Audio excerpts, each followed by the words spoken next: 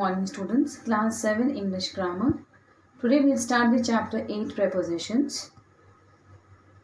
Very first we have question number A stating underline the prepositions and identify their types.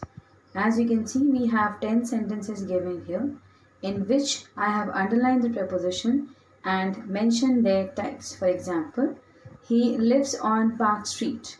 I have underlined the preposition on and mentioned the type, that is preposition of place. Similarly, I have underlined all the preposition and mentioned their types. We have already known that a preposition is a connecting word that relates a noun, noun phrase or a pronoun to other words in a sentence. A preposition is usually followed by a noun phrase or a pronoun. For example, the ball is on the bed. The dog barked at the stranger. Let us know about the different types of preposition. Very first we have prepositions of place. A preposition may be used to show the position or place of a noun or a pronoun. For example, keep the book on the table. यानी ये book के लिए position बता रहा है कि उसे table पे रख दो. Keep your shoes in the drawer. यानी ड्रॉर के अंदर आपको शूज रखने हैं. That's why the preposition in is used as preposition of place. Prepositions that help show the position of a person, an animal or a thing are called prepositions of place. For example, under, inside, in, at and on. Next we have prepositions of direction. A preposition can be used to indicate some movement or direction. For example, the squirrel climbed up the tree. This is the direction. He went down the stairs. Again, a movement and a direction you can understand by this.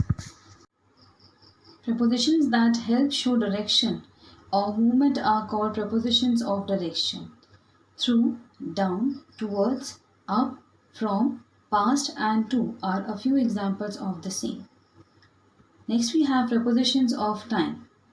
A preposition can also be used to show the time of an action. For example, I go for a jog in the morning. Now this is the time in the morning. I read a book at night. Prepositions that help show the time of an action are called prepositions of time. Here are a few examples: at, in, by, on, after and during. We have some exercises based on these prepositions. Fill the blanks with appropriate prepositions of time. I have a meeting before 9 a.m. tomorrow. It has been raining since yesterday. Let us go out during lunchtime. Do you work on Saturdays? You can experience snowfall in the hills in December. Now, as you can see, the question is asking that we have to only mention the prepositions of time in these blanks. So we have to be careful while reading the sentence. Next we have fill the blanks with appropriate prepositions of place or position. There is a pile of books on the table.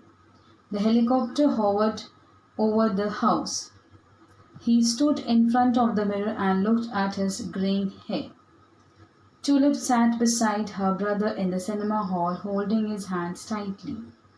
Leave the keys under the doormat. Now these all are prepositions of place or position. Next we have choose appropriate prepositions of direction to fill in the blanks.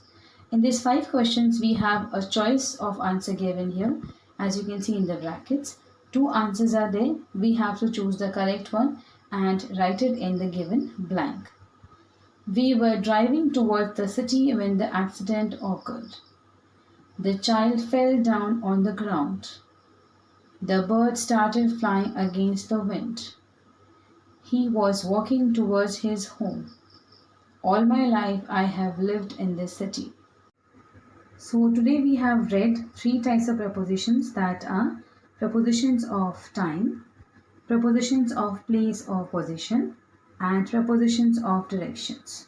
You complete this exercise in your book itself and read the content. If you have any queries regarding the explanation of the chapter, let me know in the feedback in our WhatsApp group. Till then, thank you class.